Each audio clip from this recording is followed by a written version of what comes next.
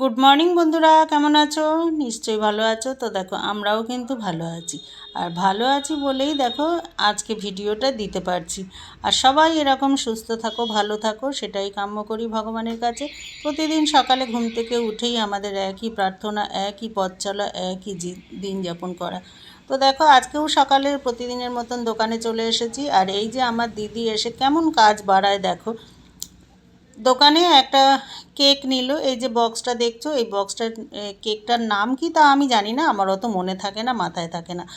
তো যাই হোক, কেক বক্সটা খালি হয়েছে, এবার ও সেটা নিয়ে চলে এলো। সারাদিন দোকানে ছিল, এইবার আমরা রাত্রে বাড়ি চলে এসেছি দোকান বন্ধ করে। তো রাত্রে কী রান্না হবে, কী রান্না হবে, আসার পথে মুদি দোকান থেকে কী নেবো মুদি দোকানে তো তোমরা জানোই, ডিম, আলু, পেঁয়াজ এগুলোই পাওয়া যায় সাধারণত। তা চলো হাঁসের ডিম নেওয়া যাক। দিদি বললো, হ্যাঁ হাঁসের ডিম খাওয়াইনি কোনো দিন, দিদি হাঁসের ডিমই নাও। তো নিলাম দিদির কথা মতন। এবার রান্নার তোড়জোড়। দিদি তো ওদিকে ব্যস্ত, মানে 14 বার মানে সমানে ঘুরে ফিরে আমার কাছে আর আসবে, দিদি কী করছো, দিদি কী করছো, এসে এসে গায়ের সঙ্গে একটু গা ডলে চলে যাবে, এমন ধরনের ওর অভ্যেস। দেখো, হ্যাঁ, লঙ্কা, পেঁয়াজ, রসুন, আদা ওগুলো আলাদা বেটে নিয়েছি। আর এদিকে হচ্ছে জিরে তেজপাতা ফোড়ন দিয়ে পেঁয়াজটা কুচিয়ে দিয়ে দিয়েছি। আর আমি তো পাইকারিভাবে কী করে রান্না করি সেটা তো তোমরাও জানো। আর এই এখনও দেখো রসুন কুচিয়ে দিয়েছি আর পেঁয়াজের সঙ্গে ভালো করে ভেজে নিচ্ছি। আর নুন হলুদ দিয়ে দিলাম, আর মশলা যে বাটা রয়েছে সেটাও এবার দিয়ে দিলাম দেখো। আর মানে যত তাড়াতাড়ি করা যায় আর কি এটাই। আর এমনি তো আজকে না ঠান্ডাটা খুব কিন্তু ভালোই পড়েছে। সারাদিন রোদের মুখ দেখা যায়নি, একদম মানে যে মেঘলা মেঘলা টাইপের ছিল। আর এখনও যেন বেশি ঠান্ডাটা লাগছে। তো তাড়াতাড়ি খেয়ে এসো, তাড়াতাড়ি আর হয় কোথায়। সেই দেখো, রান্না শেষ হয়ে খেতে খেতে 12টা, 12:30টার আগে বিছানায় যেতে পারি না। আর আমার না প্রত্যেক সময় কি হয়, ডিম রান্না করতে গেলে ডিমগুলো ভাজার কথা ভুলেই যাই। দেখো, আর আলুগুলো হাতা দিয়ে কেটে নিচ্ছি, একটু গোটা গোটা, অনেকটা বড় বড় রয়েছে, বেমানান লাগবে। তো সেই জন্য আলুগুলো কেটে নিলাম। আর এটা না কাটলেও হতো, তাও ভাবছি কি যে একটু কেটেই নিই, নাহলে ভেতরে মশলাগুলো ঢুকবে না। আর ডিমগুলোও দেখো দিয়ে দিয়েছি, ওইভাবেই কিন্তু মশলার সঙ্গে কষিয়েই ভাজা কষানো সব একসঙ্গেই হয়ে যাবে। আর পেটের মধ্যে তো চলে যাবে। অত পরিপাটি করে আমার দ্বারা হয় না, হয়ে ওঠে না, তারপরে আর সেরকম এনার্জিও থাকে না। তো সব কিছু মশলা টশলা দিয়ে কষিয়ে একটু সামান্য জল দিয়ে ধনেপাতা দিয়ে দিয়েছি, এবার নামিয়ে নেবো। ডিমটা মানে সেরকম একটা জল দেবো না, বেশি অল্প মতনই রাখবো, কেননা যে একটু বেশি বাড়াতে যাব না তো অনেকটাই হয়ে যাবে। তা ওই জন্য দেখো এইভাবেই কিন্তু নামিয়ে নিলাম। আর এবার রাত্রে খেয়ে দিয়ে শুয়ে পড়লাম। এইবার সকাল হয়েছে, বন্ধুরা ওঠো চলে আসো চা খেতে। কে কে চা খাবে? তো আমার মাসি এসছে, ওনাকে আবার সঙ্গে সঙ্গে যদি চা না দিই না তা খুব রেগে যায়। আর এখন তো এমনিতেই খুব ঠান্ডা পড়েছে, খুব ঠান্ডা পড়েছে, কাল থেকে ভীষণ ঠান্ডা পড়েছে।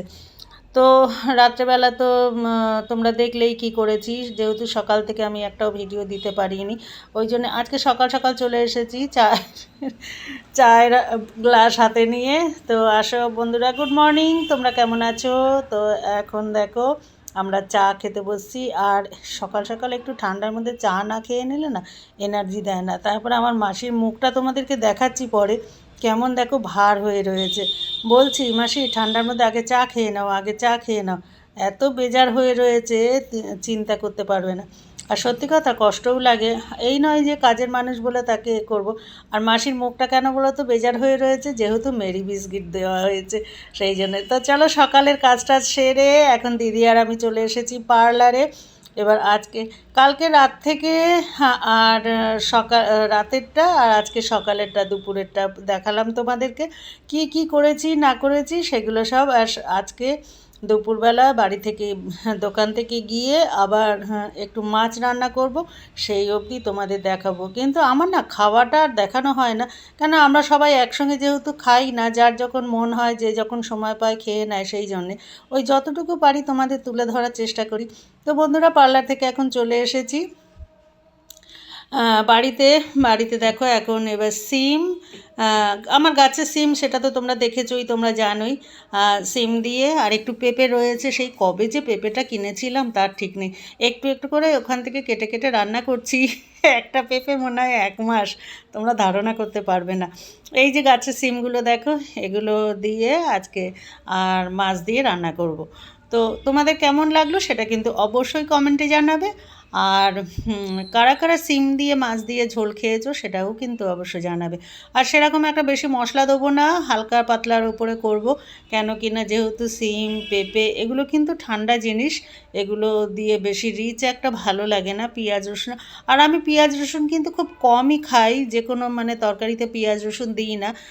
খুব হয়তো ডিম বা সেরকম মাছের কষা টষা হলে, রসা টাইপের করলে তবেই খাওয়া হয়। আর যদি মাংস এগুলোতেই যা পেঁয়াজ রসুন দিই, এছাড়া কিন্তু মাছে সচরাচর পেঁয়াজ রসুন দিই না। এই পাতলা ঝোলটাই যেন আমার ভালো লাগে। তা একটু পাঁচফোড়ন দিয়ে দিয়েছি, দিয়ে আর এবার দেখো পেঁপে আলুটা দিয়ে দিলাম আগে। সিমটা এখন দেবো না, একটু পরে দেবো, কেন সিম তাড়াতাড়ি গলে যায়, পেঁপে আলুগুলো তাড়াতাড়ি গলবে না, সেই জন্য ওগুলো একটু সিদ্ধ হতে টাইম লাগবে বলে সিমটা কিন্তু পরে দেবো। আর এবার আমি এক একে নুন হলুদ মশলা এগুলো দিয়ে একটুখানি কষিয়ে, তারপরে ততক্ষণে অর্ধেক সিদ্ধ হয়ে যাবে পেঁপে আর আলু, তারপরে গিয়ে সিমগুলো দেবো। সিমগুলো ফুটতেও মানে একটু ফুটলেই কিন্তু সিদ্ধ হয়ে যাবে। তো চলো একটু নাড়াচাড়া করে নিলাম। আর যেহেতু পেঁপে দিয়েছি সেই জন্য তেলটাও কিন্তু বেশি দিইনি, হালকা করে রান্না করছি বলে তোমরা দেখতেই পাচ্ছ তেল কিন্তু খুবই কম দিয়েছি।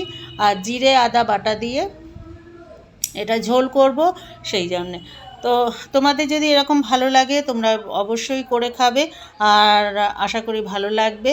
এমনি পাতলা ঝোল জিরে আদা বাটা দিয়ে, আর লঙ্কা তো অবশ্যই দেবে, এবার ঝাল যে যেরকম খাও সেই হিসেবে দেবে।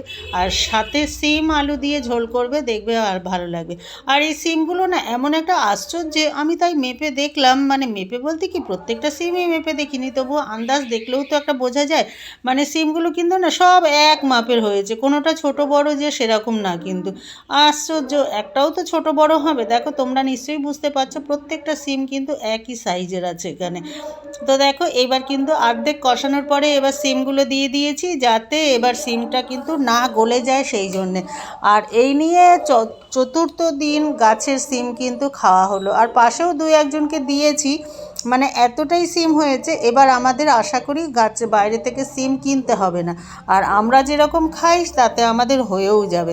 কেন একদিন বাজার করলে এবার 1 মাস 2 মাস পরে আবার বাজার করি, ওগুলোই শেষ করতে মানে হিমশিম খেয়ে যাই, ওই জন্য বাজারটা আমার সচরাচর হয় না।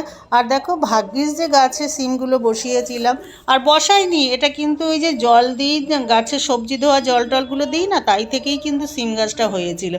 তো দেখো জল দিয়ে দিয়েছি, এবার একটু জলটা ভালো করে ফুটে উঠলে গরম ভালো করে হয়ে যাক, তারপরে মাছগুলো দিয়ে দেবো। আর এত ধৈর্য নেই, এত সময় নেই যে টকবক করে ফুটবে ততক্ষণে দিয়ে দেবো, একবারে দিয়ে দিয়েছি জল, মাছ সিম পেঁপে সব একসঙ্গে ফুটবে। তো বন্ধুরা, তোমাদের কেমন লাগলো সেটা কিন্তু অবশ্যই তোমরা কমেন্টে জানাবে।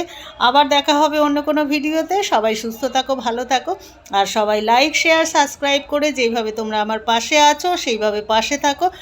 আর এইভাবে আমরা একসঙ্গে সবাই সবার সাথে হাত ধরে একভাবে একসঙ্গে চলি। আর দেখো এদিকে তোমাদের সঙ্গে কথা বলতে বলতে মাছের ঝোল কিন্তু টকবক করে ফুটে গেছে, এবার নামিয়ে নেবো। আর নামিয়ে নিয়ে এবার আমি খেয়ে দিয়ে তো বেরিয়ে যাব দোকানে। এবার কে কখন খাবে না খাবে সেগুলো এক এক করে সবাইকে দেখানো সম্ভব না, আর সবাই তো আমরা একসঙ্গে খাইও না। তো চলো বন্ধুরা, টাটা, আবার দেখা